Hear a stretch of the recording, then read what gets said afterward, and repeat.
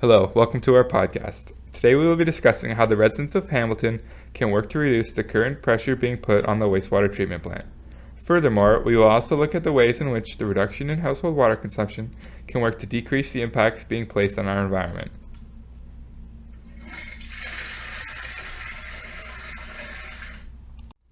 For generations, Hamilton Harbor has been associated with intense industrial activity.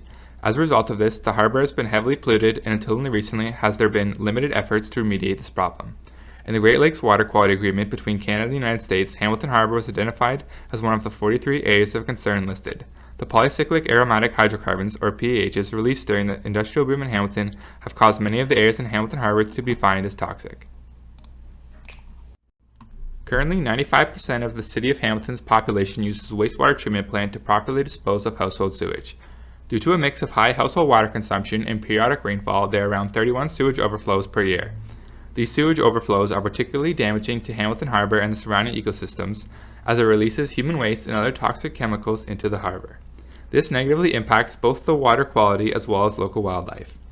By reducing household water consumption, each citizen in Hamilton can do their part to reduce the frequency of sewage overflows and in doing so, help the environment of Hamilton Harbor as a whole. Our first strategy to reduce household water consumption is by installing a new water-saving fixtures and transitioning to high-efficiency appliances. According to Environmental Canada, bathroom and laundry uses make up approximately 85% of residential water usage. Therefore, it would be beneficial to start reducing water consumption in those areas. Replacing regular toilets with dual flush toilets are beneficial because dual flush toilets only consume 6 liters of water per flush as opposed to 20 liters per flush with regular toilets. This two-setting mechanism allows you to flush both a low-volume or high-volume flush. Low-volume flushes are designed for liquid waste, while high-volume flushes are designed for solid waste. Therefore, replacing your old standard toilets with a dual-flush toilet would save over 13,000 liters of water per year per household, and this is a 20% reduction in household consumption.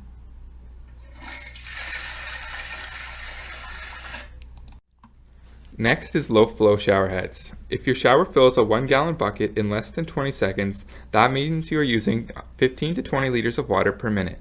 By replacing old standard shower heads with low-flow models, this would be a 6.4 liters of water per minute. Low-flow shower heads have been found to decrease overall household water usage by as much as 30%. Furthermore, the use of a low-flow shower head will result in a decrease in one's monthly energy usage, as water requires energy to be heated.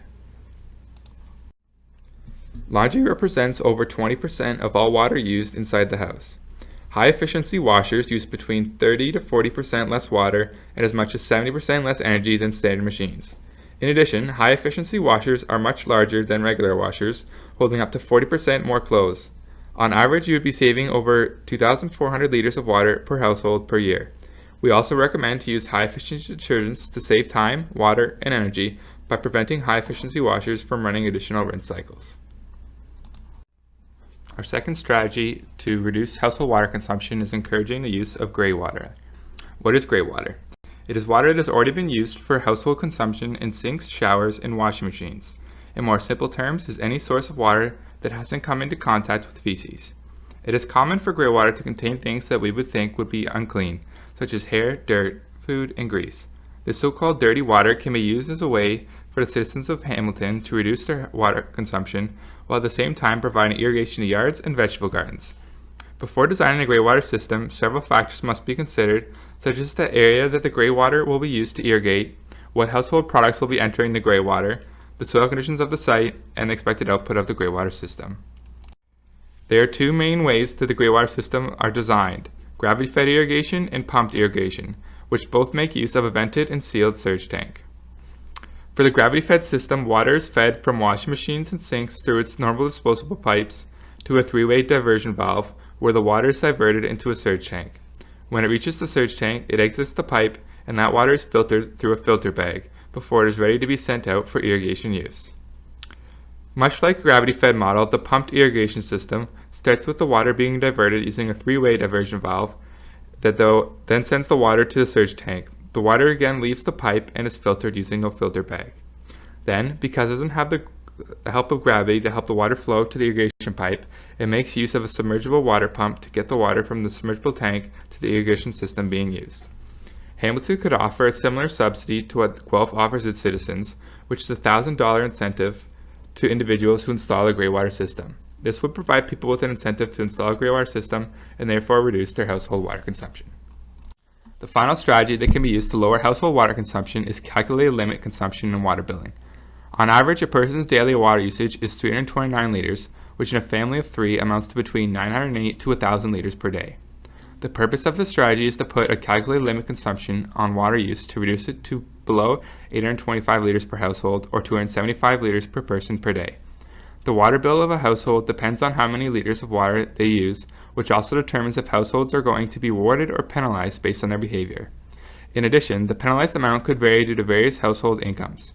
For households that pass the consumption limit and have above a $50,000 income, there will be an added 5 cents to their monthly water bill per liter, while households that have below a $50,000 income, the added fee would be 2 cents per liter. On the contrary, households that manage to reduce their water consumption below 825 liters per day will be awarded 10 cents for every liter saved.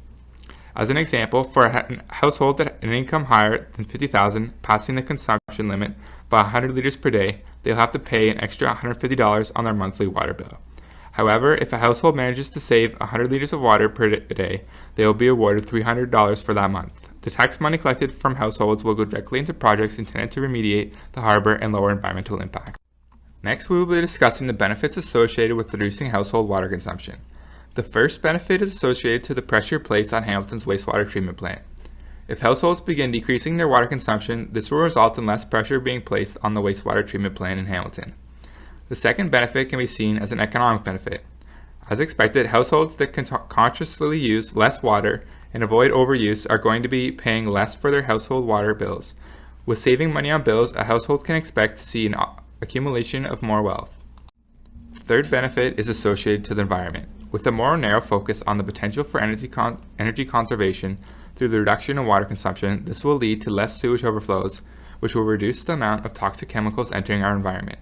Furthermore, decreasing the amount of water used in a household will work hand in hand in decreasing the amount of energy used.